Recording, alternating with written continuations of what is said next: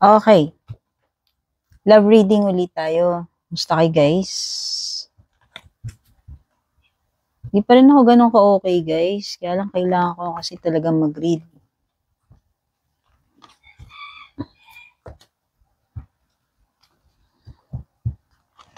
Timeless reading to, ah. Itong love reading natin, kunin nyo lang anong tumutugma sa inyo.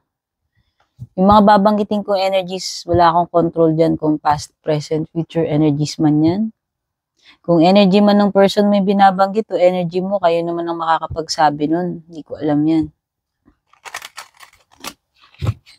And kung interesado kayo sa private reading ko, dumiretso kayo sa Nag-iisa official page ko. Purple tin, may blue check sa kanan.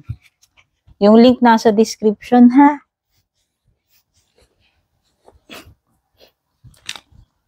Bawal yung tamad magbasa. Sa inyo yung mga nakasulat dyan.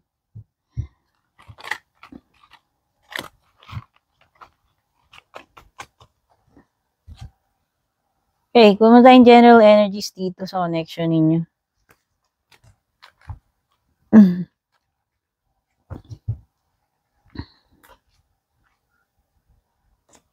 Wala lang, lumilitaw si Sun card.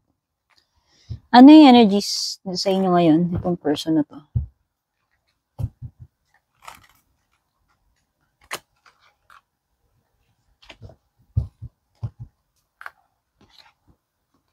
Him, ano to? Divine Masculine.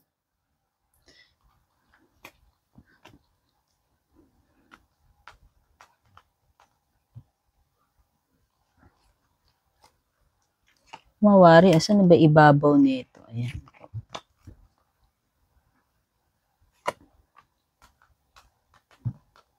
Timid. Secret admirer. Oh. Someone who is may tinatagong paghanga, pagnanasa, nararamdaman, pagkagusto. Divine counterparts kayo, dear.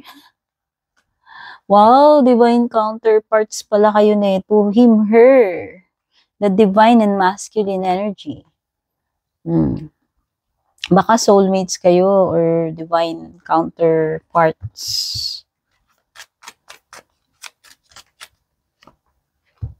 Safety and comfort. Oo, kasi nga, tingnan mo ganda ng mga energies ng cards dito. You have peace. Yan, divine masculine, divine feminine. You have peace. You have safety and comfort. So, mga maganda energies. Pero check muna natin ano yung mga lalabas pa sa cards, whatever issues. Kasi hindi naman porke divine, alam mo yun, divine chorba kayo niyan, eh hindi na kayo magkakaroon ng problema. But right now, nakikita ko, yan sa mga paunang cards, mga okay naman eh.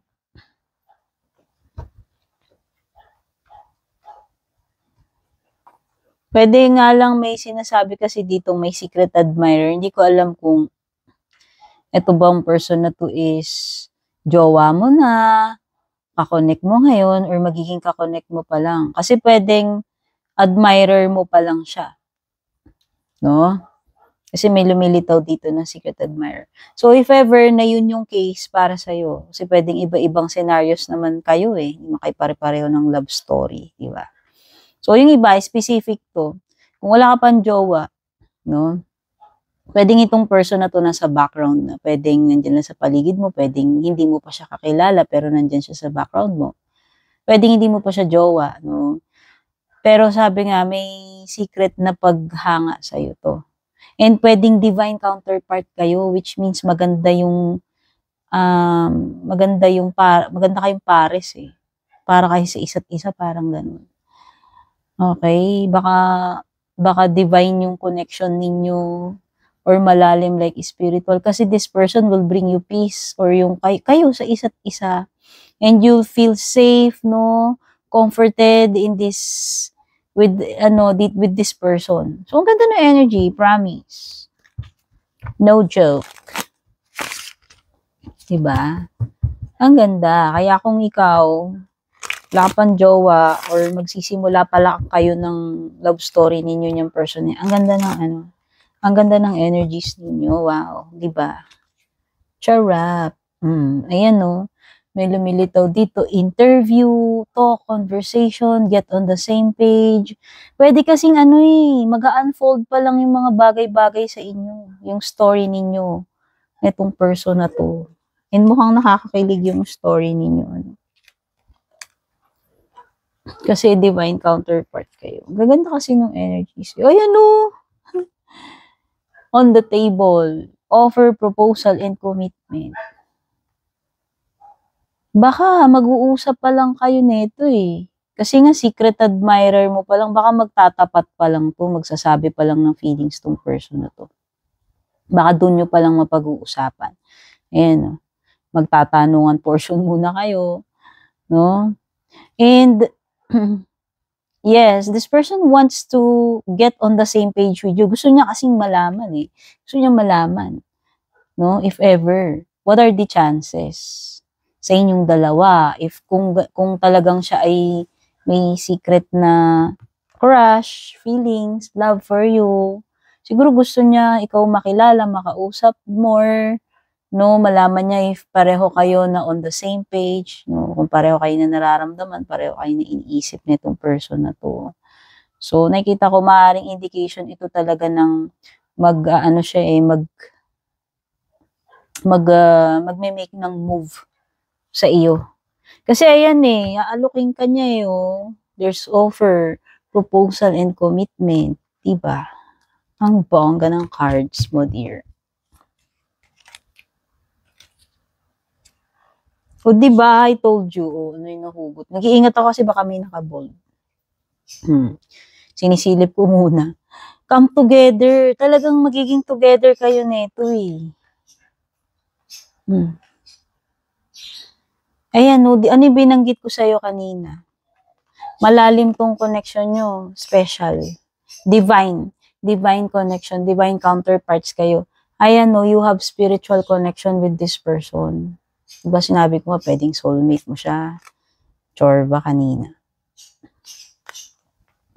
Ano pa? Okay. Could be na this person is from the past. Maybe not in this lifetime. Kung medyo nawiwirduhan ka, kakaiba ka. Kasi nga, hindi pa kayo talaga nagtagpo, naging kayo, nag-meet. Pero alam mo yun, parang nafe-feel siguro niya yung strong magnetic pull towards you. Kayong dalawa, siguro towards each other. Kasi meron na talaga kayong past connection nitong person na to. That is why lumilitaw din siguro tong divine, masculine and divine feminine energy. Same with peace and safety, comfort. Kasi di ba binanggit ko nga kanina na you'll feel safe. You'll just know na once na makausap mo to, kahit hindi kayo magtagpo, mafe-feel mo yung safety, yung peace dito sa person na to. Mahirap i-explain yan. Maaaring hindi kayo naniniwala dyan. Pero naniniwala ako sa mga ganyan. Meron talagang mga ganon, hindi mo ma-explain na parang na-meet mo siya, pero parang matagal mo na siyang kakilala na tiwala ka na agad sa kanya. Alam mo yun? Basta. Makarelate yung mga makaka-relate dito, yung medyo mataas yung understanding nila pagdating sa mga ganyan. Pag nakaka-relate kayo, pwedeng na-encounter nyo na rin yung mga ganyan. Or mataas yung ninyo, level of understanding ninyo pagdating sa mga ganyang klaseng connections.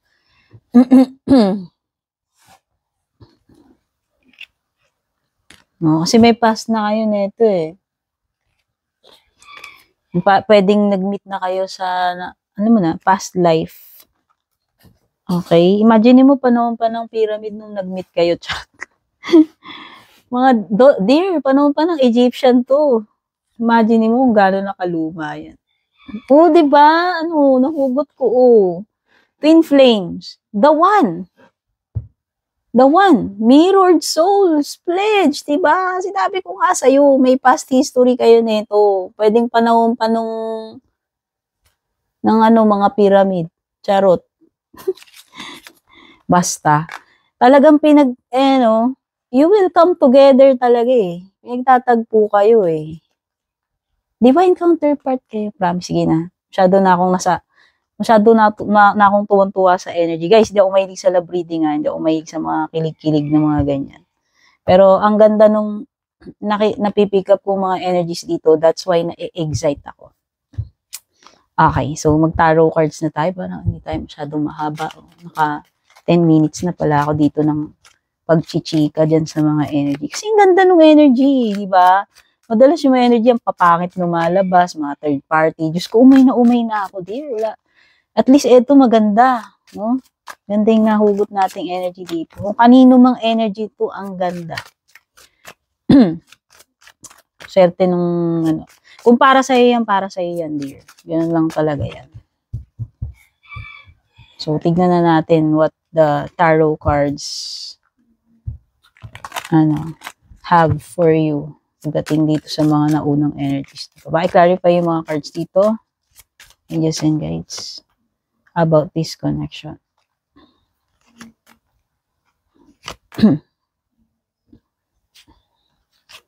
Nahiya tong person na to.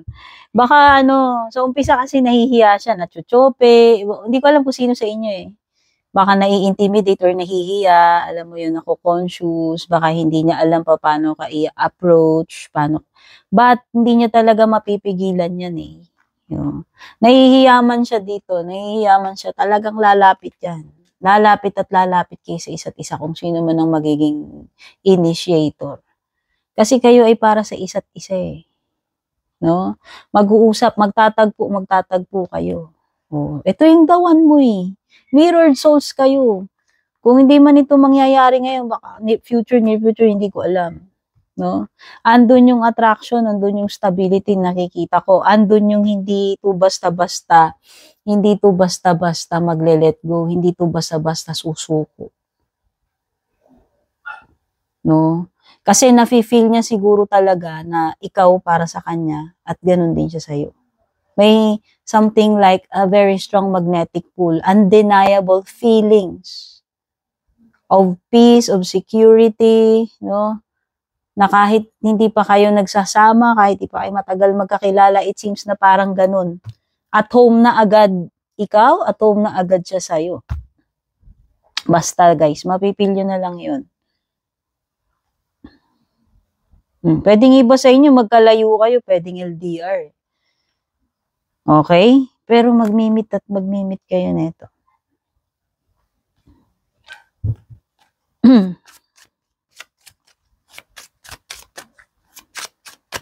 Parang element na element na pwedeng hindi pa kayo magkasama ngayon, no? Or pwedeng kaiba kayo ng lugar, magkaiba ng bansa, hindi ko alam kung magkaiba kayong culture, pero hindi ko masabi. Basta, may element lang na pwedeng hindi kayo together right now, kaiba kayo ng lugar. Pero magpagtatagpuin kayo. Oo, ayan no. 8 of Swords, nahugot ko. Reversed. Walang pwedeng makasagabal dito nakita niyo yan. Usually, nasasagabalan Etong card na to, meaning yan Pero baliktad siya Gagawa ng paraan ng tadhana para magtagpo kayo or siya or ewan ko sa inyo. No, kung nasa restricted situation man kayo right now, hindi man kayo papagtagpuin. Someone and something will find a way na mag-meet kayo. Mag-come together kayo. Okay?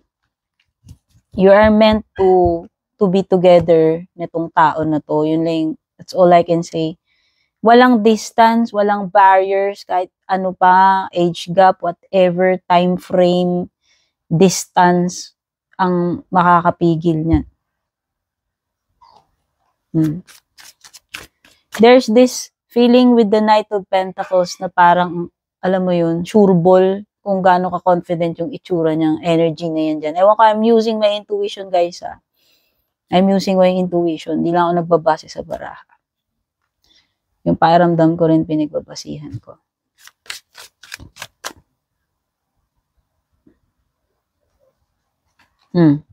Kahit na anong dagat pa, tawirin yan.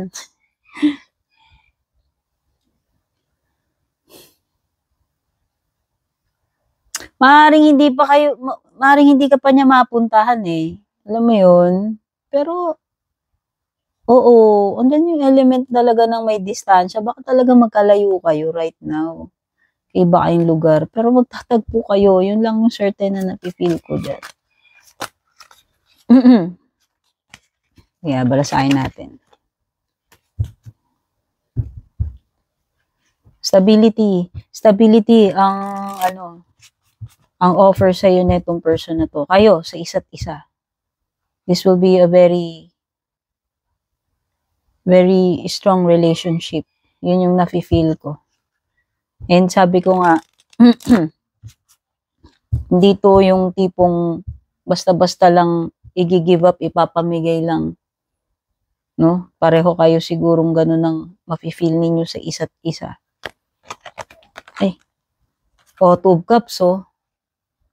Divine counterpart mo talaga siya eh. Di ba binanggit na nga dito may twin flame or soulmate na sinasabi ko kanina doon. Divine counterparts kayo. Ang connection nyo is written. Written in the stars.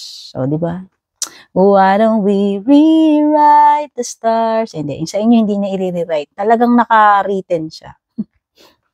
Ayan eh. Kayo talaga para sa isa't isa eh. Sabi ko nga sa inyo, hindi ko natatagalan tong reading na to. Pare-pareho lang lumalabas na ibig sabihin sa baraha. Oh. Ito si Knight in Shining Armor. Si Knight of Cups. Ano man ang gender ninyo? Siya talaga yung the one. Promise. I'm not kidding. Based on lumalabas sa mga baraha.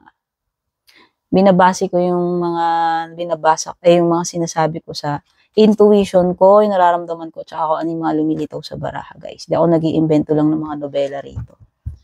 Yung pakiramdam ko yung sinasabi ko.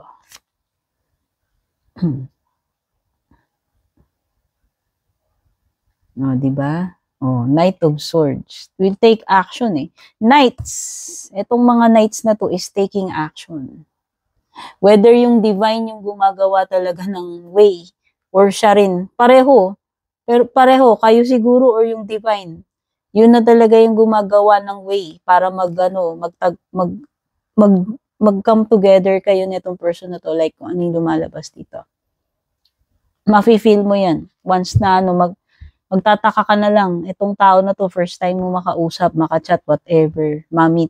Pero parang something in you, in your heart na nagsasabi na, bakit ganun? Hindi mo siya talaga ki-questionin eh. Mafe-feel mo na lang na, okay, I trust you, I know you. No? Parang feel kita agad, ganun. Basta. See? Stability. A strong foundation. A strong foundation, di ba yan sinasabi ko? Oh, safety and comfort. Yun lang talaga yung mga nakukuha ko. Ayoko na tong anuhin. Kasi kahit na anong gawin ko, magaganda yung nahuhugot ko. Oh, puro earth to eh. Puro stability dear. So, pwedeng ang lakas ng energy ng earth signs. Baka ikaw, may earth sign ka sa birth chart mo, in person mo. Pareho kayo earth sign or kung sino man sa inyo yung ma-earth sign dito. Right now, pwedeng nakasuspend lang, waiting period. Divine timing to eh. Naghihintay talaga yung tadhana, perfect moment na magmi-meet kayo. Basta yun lang yung nasasabi ko. This is the one. Your mirrored soul. Awaiting you. Kung hindi pa to dumarating sa buhay mo. Kaya itong reading na to specific to. Hindi for sure lahat makaka-relate dito. Ayaw ka nang dagdagan kasi napakaganda ng energies, guys. Antayin nyo na lang at kung na-meet mo na yan, you are blessed na dumating sa'yo itong person na to. Dahil hindi lahat tayo nami-meet yung ating mirror, hindi tayo lahat nami-meet natin, nakakasama natin yung the one. Yun lang yung masasabi ko. Love you all. Take care. God bless.